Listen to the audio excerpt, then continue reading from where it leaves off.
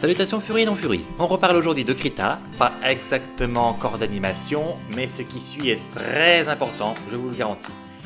On va voir deux derniers réglages impératifs avant de commencer enfin les choses sérieuses. C'est parti.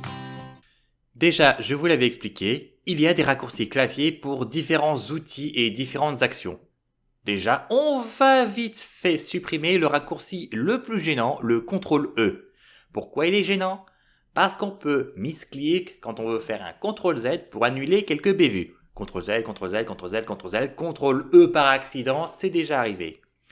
Ceux qui auront vu ma vidéo sur le digital painting du guerrier aztèque savent déjà, mais je réexplique vite fait. CTRL-E va faire fusionner le calque sur lequel vous êtes en train de travailler avec le calque du dessous.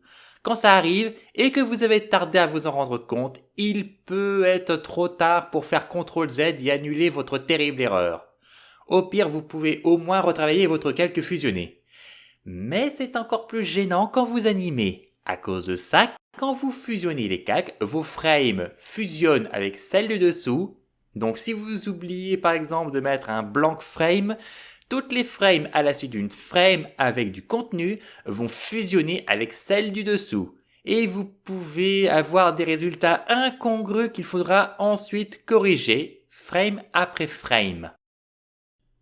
Donc, encore une fois, il vaut mieux faire fusionner les calques avec un clic droit dessus que par un raccourci, qui est trop proche du très pratique CTRL-Z. Donc, vous allez dans Paramètres, Configuration Krita, vous allez dans les raccourcis clavier, vous ouvrez les raccourcis des calques, vous descendez et vous enlevez le raccourci fusionné avec le calque du dessous. On s'épargnera du stress inutile.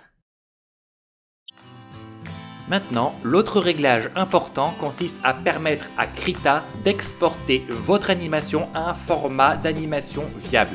MP4, GIF, OGG, MKV, bref, vous pourrez partager et montrer votre travail partout. Mais seulement si vous faites ce réglage.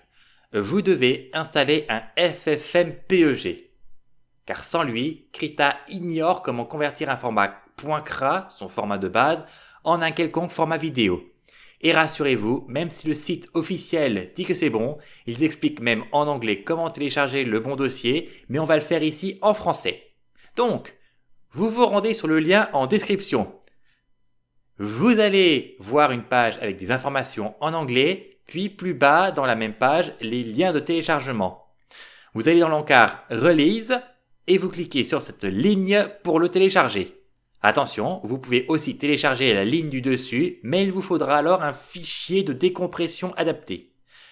Une fois cela fait, vous analysez votre dossier téléchargé avec votre antivirus, on n'est jamais trop prudent, et si tout va bien, vous pouvez l'installer. De préférence sur le disque C, une fois cela fait, il ne vous restera plus qu'à ouvrir Krita, créer une animation, et dans Fichier, ouvrir le menu rendu d'animation. Pas possible de l'ouvrir si votre travail ne contient pas 2 frames minimum. Et vous allez choisir le chemin de votre FFmpeg.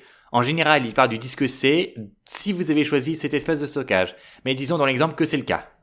Voici le cheminement exact à suivre. Windows C si vous êtes sous Windows.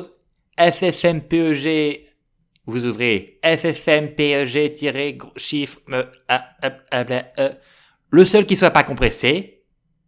Ici, vous ouvrez le seul fichier ouvrable. Ici, vous ouvrez bin. Et enfin, ffmpeg.exe. Vous double-cliquez ou vous sélectionnez et cliquez sur ouvrir. Et voilà, ce chemin sera exactement le même à chaque fois que vous ferez un rendu d'animation. Maintenant que ce réglage a été fait, vous avez la possibilité de créer et d'exporter vos animations pour les partager sur internet par exemple. J'avais prévu de vous faire une vidéo plus longue pour commencer à animer, mais j'ai trouvé plus pertinent de faire un petit cours sur une vidéo qui y est dédiée intégralement. Donc on se retrouvera très vite. En attendant, si vous avez aimé la vidéo, n'oubliez pas le petit pouce bleu du bonheur. Vous pouvez aussi vous abonner, partager cette vidéo sur les réseaux sociaux et me suivre sur Twitter. Je vous dis à la prochaine pour avoir enfin un premier cours d'animation viable. Et d'ici là, portez-vous bien!